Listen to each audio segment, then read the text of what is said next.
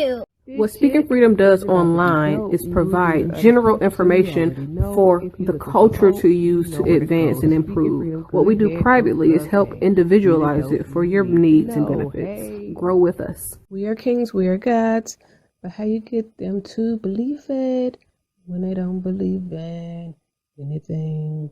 We're gonna save some lives in this lifetime. We haven't church in a while. Like God's doctor in the streets, the Holy Ghost used me to set them free. If love is the new religion, the hate is sinning, we stay winning. Just handling God's business, we ain't tripping. No bread to be dipping. Cause we're speaking freedom, giving you the answers to be free. We use the client to develop, to grow, and to bring out the best in themselves. We are simply a tool to help you learn how to make better decisions. Not just one decision, not just today, but for the rest of your life. Encouraging each person through each trial and tribulation. I am at the house. I want to say, of course, because where else would I be when it's quarantine? You know, like, I take these things, very seriously. But I want to show you something, because I just looked outside and the clouds in the sky are beautiful. So I'm going to show you this before I say what I was going to say.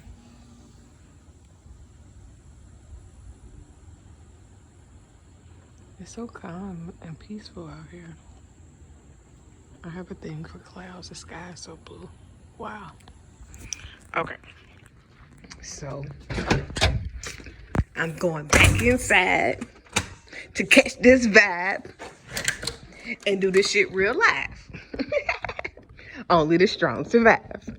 Okay, so in the sense of saying only the strong survive, as I sit here and watch Cloak and Dagger, which is really a good show. It has a lot of meaning and substance behind it.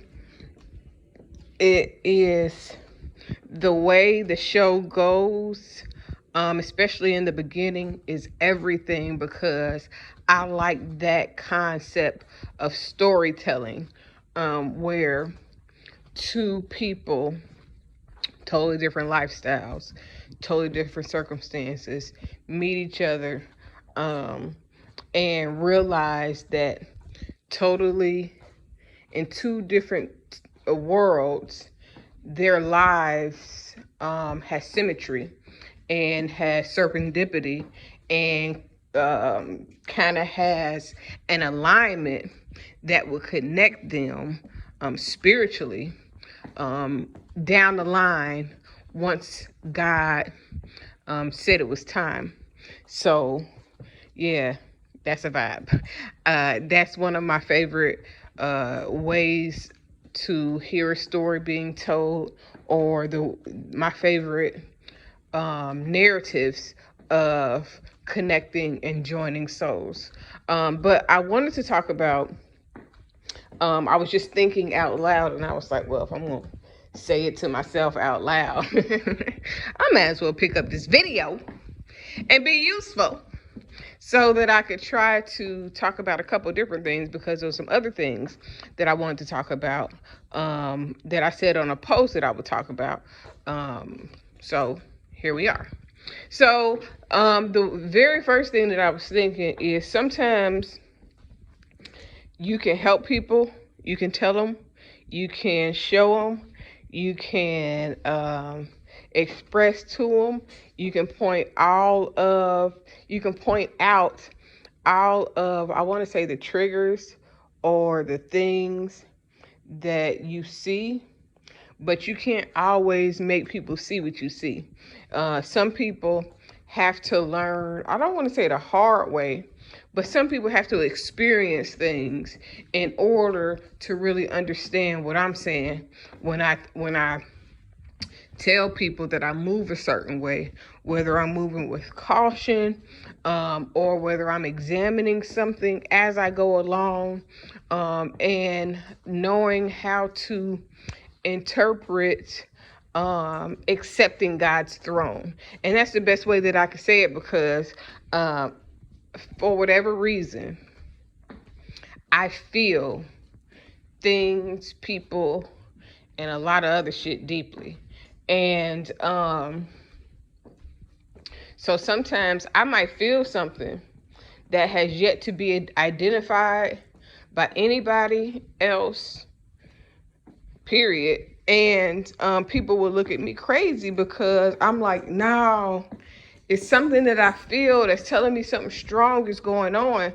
And although I might not be able to pinpoint exactly what it is, I might not be able to tell you everything that I'm picking up on at the very beginning.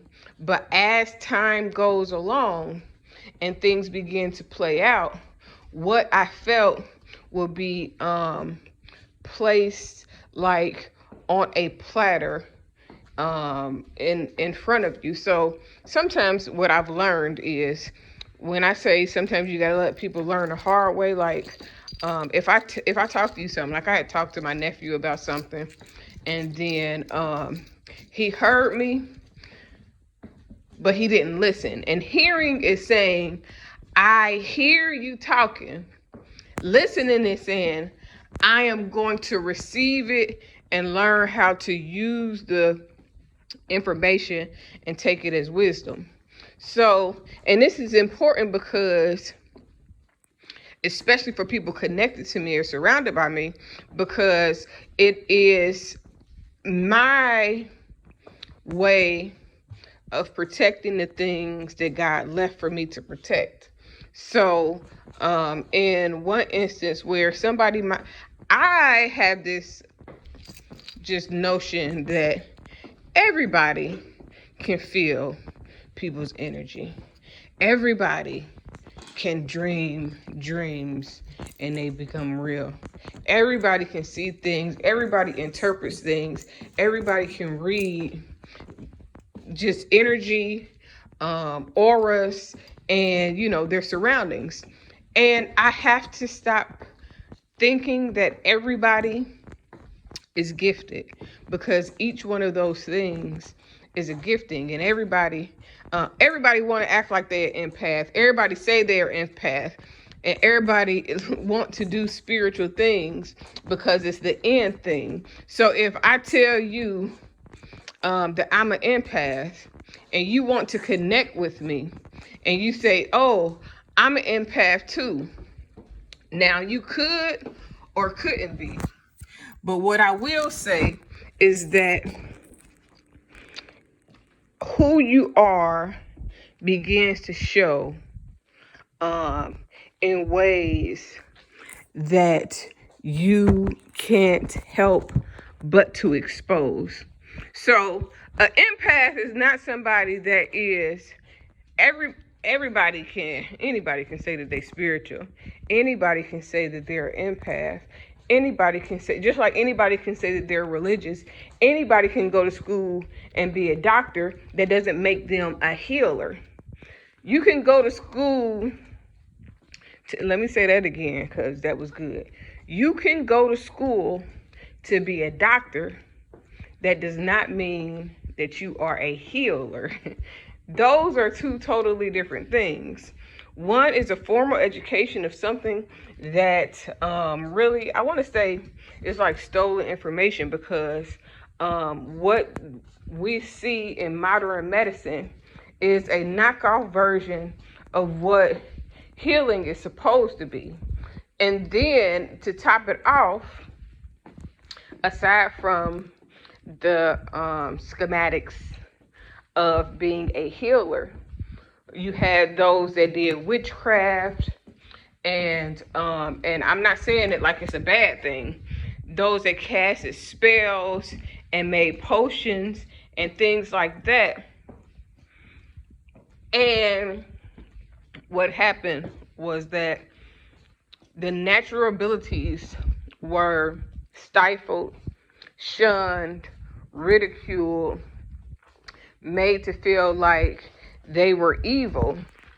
But when they did that, they turned those things into profitable businesses in which you can manipulate and fool people to believe that their knockoff version is more powerful than the spiritual truth of what healing can do. And this goes for a lot of different things. It's like I was talking to my children. It had to be about 4 or 5 years ago. And during the conversation, Xavier was like, well, isn't praying like casting a spell? And when he said it, it kind of threw me off, but it made me think, because the same way that people cast spells and chant and all of those things is no different than praying and I want to say speaking in tongues. I want to say doing praise and worship, different things that people do in forms of praise and worship is no different than the spiritual things that we have been told is evil because it's not religious, because somebody else can't control it. So what I've gathered is that if you can be controlled and you're controllable, then it's acceptable. And religion allows for you to be controlled. That's why it doesn't develop you spiritually so that you can grow and mature and know God for yourself. Because if you are empowered with God for real, and you awaken the God within you and you connect to the ultimate source spiritually, you will be unstoppable in ways that, again, are uncontrollable. So for a lot of people, they have to learn the hard way. And so so this is dealing with people, this is dealing with businesses, this is dealing with so many things, marriages and all of it, because what happens is you have the truth, you have the whole truth, you have partial truth, and then you have an outright lie. And a lot of people that live in denial live in the partial truth, where they believe enough of the fake to where half of the truth seems like it's legit.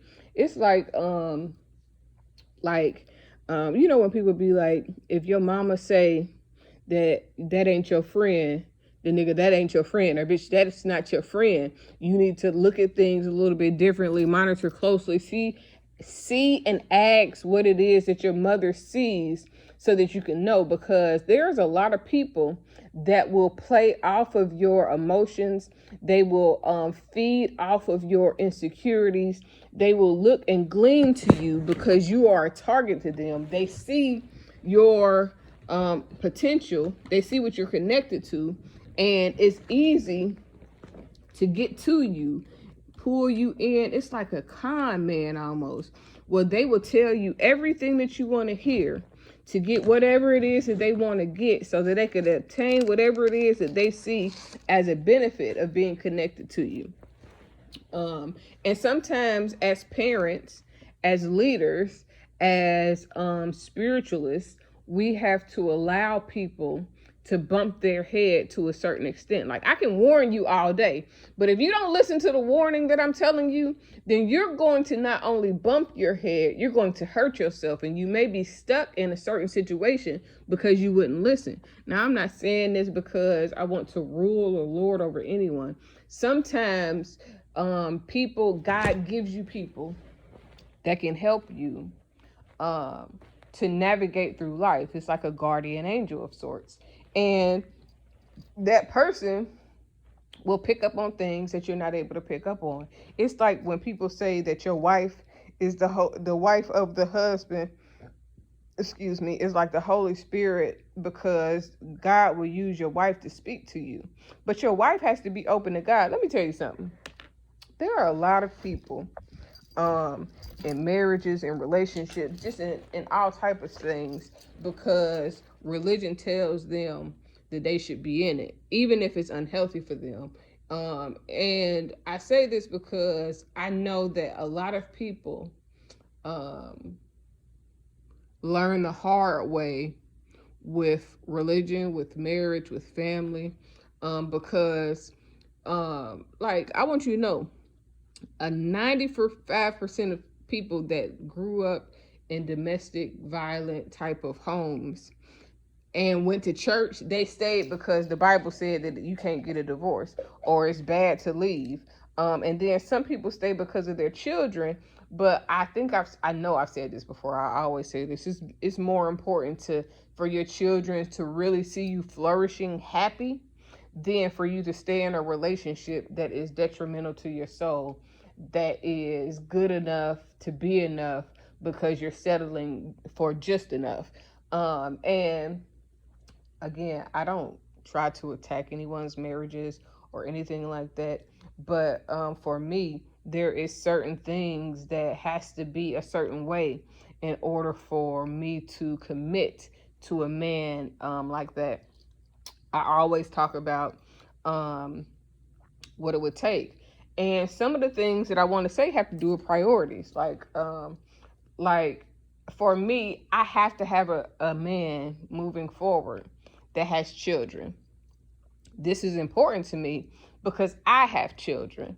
What else is important to me about being with a man that has children is that he takes care of his children, he shows up for his children, and that he has a copacetic relationship with the mother of his child. Now, that's not always possible because some bitches really be crazy. Some bitches really be like, you know what I'm saying? And then, before I go too far in that, you do get some bitches that be like, if I can't have you, ain't nobody have you, and they'll make your life a living hell. So I get when it's totally incapable of being done, but I'm a different type of person. As a mom, I want to make sure that my children are surrounded in love, light, and as much positivity as they could be. But I do not want to shield them from the things and the ways of the world. Saying that to say, but the reason why it's important for me to be with a man that has children is because I need to know that he takes care of his children. Because a man that takes care of his children and put his children first will always honor, love, and support you because that's a part of him. Now, I'm going to be honest with you. The other day I heard somebody that say that they don't love their stepchildren as much as they love their biological children. And that shit blew me because, listen, let me tell you something. I wish I would marry a man to tell me I'm more important than his own flesh and blood. Like, nigga, that's your flesh and blood. Yes, I'm important, but I am an extension of you, and they're an extension of you. We are all an extension of each other. I wish a nigga would tell me that he don't love my two children as much as he would love his own. Like, if I marry the person that I want to marry, that I believe that would be good for my soul, I'm going to love his child like his child is my own. Not because I feel like anything other than I have enough of me, of love in me, to love that child unconditionally. Matter of fact, I want to love that child like I birthed that child. And then I'm going to love on her mother or his mother. I'm going to love on that child's mother like that was my sister. Because guess what? At the end of the day, everything that affects her and affects that child affects me. Now, that person don't got to be in my life for it to affect me. But even if it's like, I can feel when my children be hurt most of the time, especially when they were smaller. Oh my God, it used to be like crazy because I told the story before. Naya would cry, and like right when she would be about to cry, I would just come in there, or right after she start crying, I would come in there and check on her because I could feel her distress. So I've never understood when parents would choose another adult over their child. The child can't fend for themselves. You are responsible when you become a parent to lead, guide, provide, teach them, help them grow, help them mature. But a person that is not mature themselves, they cannot help another person mature. You know what I'm saying? It's like the blind leading the blind. So having somebody that puts their children first is important to me before business, before would I want my husband, if he had other children outside of my children, or I would want him to put his child before me, because that's his flesh and blood. And if you will fuck over your flesh and blood or treat your flesh and blood, even if it's about me, because at the end of the day, you should not have to sacrifice your flesh and blood for me. It should not make you feel, I should not make you feel no type of way about taking care of your child or having a co-parenting relationship. Like, if you on something other than that, I would never, ever understand you or want to be around you, because that's not honorable to me. That's very selfish. That's very arrogant, and a lot of other things without me judging. I'm just saying. Yeah. But again, people have to learn the hard way. When you begin to see who people are, how they choose, how they move, sometimes you can't really see a person until they get, there's two ways to see a person. When you're really close around them and you really bring them close, like if before you get married, if you never live with the person that you're going to marry, you may never see that person for real until you marry that person. Because a lot of people aren't who they pretend to be to make people like them. But then when you like them and they feel like they got you and you ain't going nowhere, like you would pick them over anybody, then they can manipulate you and do you any type of way. And most people that's when you begin to see them. So a lot of times you only see people if you live with them, or if they feel like they can't lose you. Like if I pick one person over, like if I had a baby mama and I pick her over you every single time, I don't care who it is, I always want her. It don't matter who else come around. I don't care who else comes around. Nobody can replace this particular person, because this person is special. This person was handpicked and selected by God. So nobody can take her place.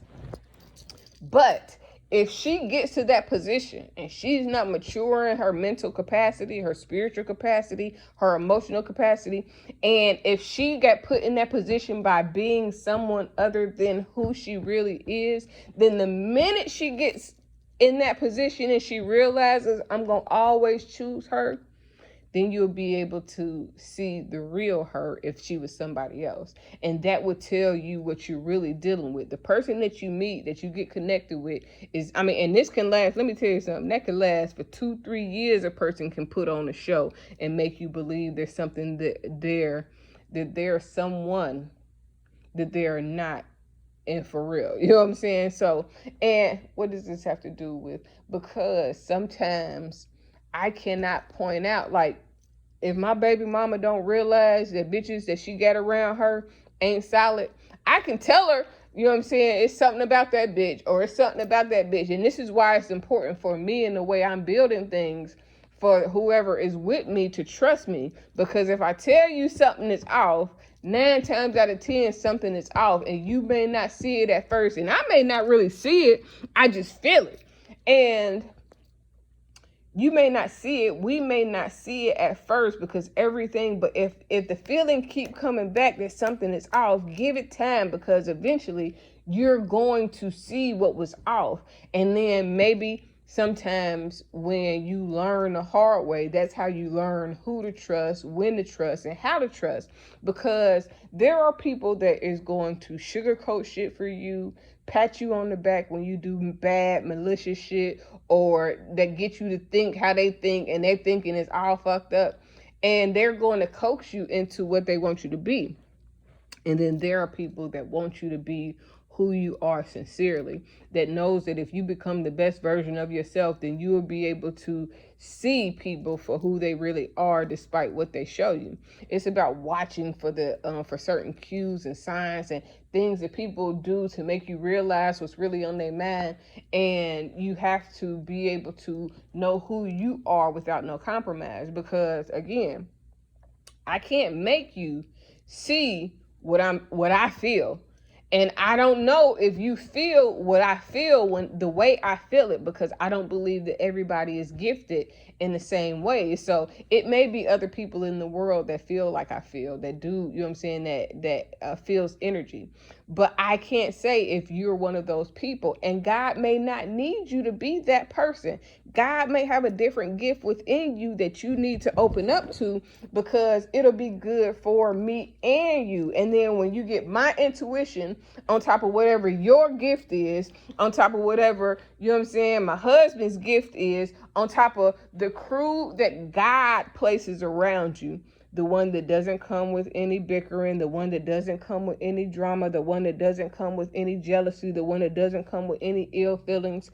Because a person that, sometimes people that been through a lot and they heal the surface level of the issue, but they don't heal the core of the issue. They give advice and they look at situations from the negative versus being able to see the positive. So the people that come around you and pull out the good things, the blessings, the honoring, the loving, the, you know what I'm saying, that make you a better person and challenge you to grow, are better than the people that are going to allow you to wallow in sorrow, that's going to point out the negative before they see the good. There are some people that their shit is so fucked up that they can't even see the good if the good was goddamn smacking them in the face.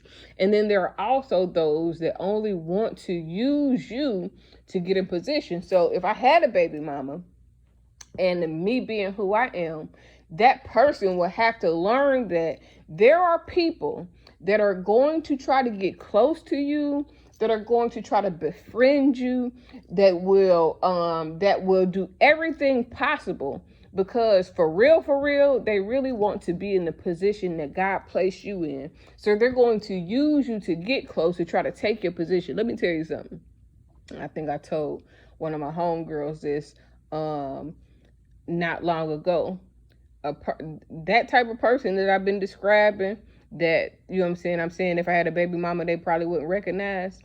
They're not going to show you who they really are. They're not going to show you their intentions, and you might not see it, but there will be telltale signs. That person needs you to get in position, and that person will watch your demise for them to rise. Now, I'm telling you this all the time. I always say I would never do a person or treat a person in any type of bad way for me to grow or to be better or to get more or whatever the case may be.